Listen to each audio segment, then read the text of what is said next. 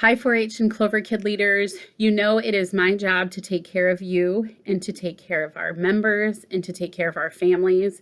And so it was important for me to let you hear me and see me right now when we had some updates come from the governor yesterday. I know that it's created some instant questions for us in maybe our workplaces or in our schools, and 4-H is a part of all of that. So I wanted you to be able to see me and hear from me to get some updates in what this looks like for us.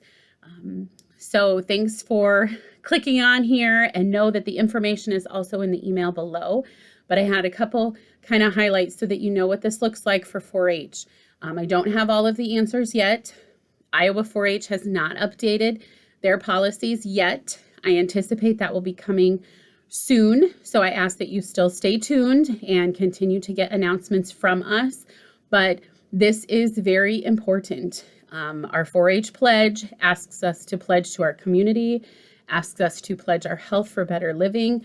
And that is the time and the thinking that we need now from all of us, Clover Kids to 4-H clubs.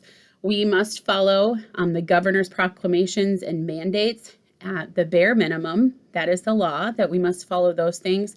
And then also Iowa 4-H's face-to-face best practice that you all got this fall. So highlighting some of those things. Number one,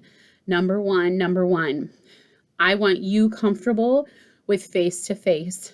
And if you are not, continuing on with that in your club setting, depending on what your schools and your communities are doing with COVID, please reach out to me so we can make a best plan of action for your club moving forward here for a while.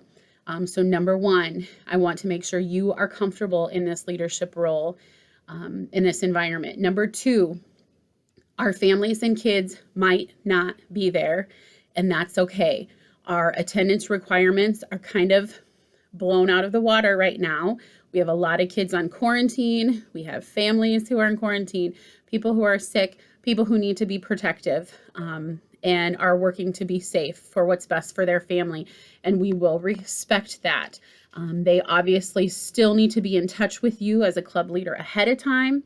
So please stress to them, they need to communicate with you if they're not going to be there. But we also need to stress to them, they need to choose to be safe for their families as well. Highlight number three, please wear your mask. The governor says any groups of over 25, and I know that we have clubs that will be over 25 with members, with volunteers, and maybe with parent visitors. Please tell them ahead of time and many times to bring a mask. If you are anywhere close to 25 in your group size, please wear a mask. I will confess this is so hard to do and expect and provide that leadership if that's not a position that you are in all day, every day. But it is so very important. It really matters, because if someone calls the next day and is sick, that means your entire group potentially is home for 2 weeks, and their parents are home for 2 weeks. And we have to protect their lives in 2-week segments the very best we can. And we do not, foremost, want anyone getting sick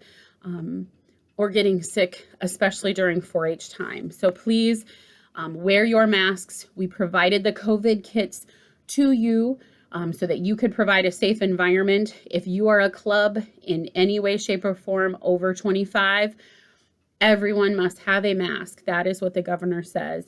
And I anticipate Iowa 4-H will follow suit very quickly. But please, please, please encourage your families in smaller club sizes to also have those masks to protect everyone and to protect our 2 weeks of time afterwards that they may have to be quarantined. Please do that. And I will continue to send out messages and start making that a loud voice from our office as well. And then number 4, we will continue to please just following those best practice sheets that I've included in this as well, so that you can see that. That means communicating to the families ahead of time. Do not come if you've been ill or if you have been exposed. No food unless it's all individually prepackaged by a company. We ask that every family unit's at least 6 feet apart. Please meet in the largest spaces you have available to you and contact me if you need help finding a larger space. We encourage kids, wash in and wash out. Have your sanitizer at the door or send them directly to the bathroom to wash their hands with soap. Do not be sharing supplies with one youth immediately followed using that same supply without sanitizing in between. I care so much about you as a leader. I care so much about our kids and our families and every little section of time we're trying to protect here so that kids can stay in school and families can continue working. So please make sure that we are doing our very best during 4-H time.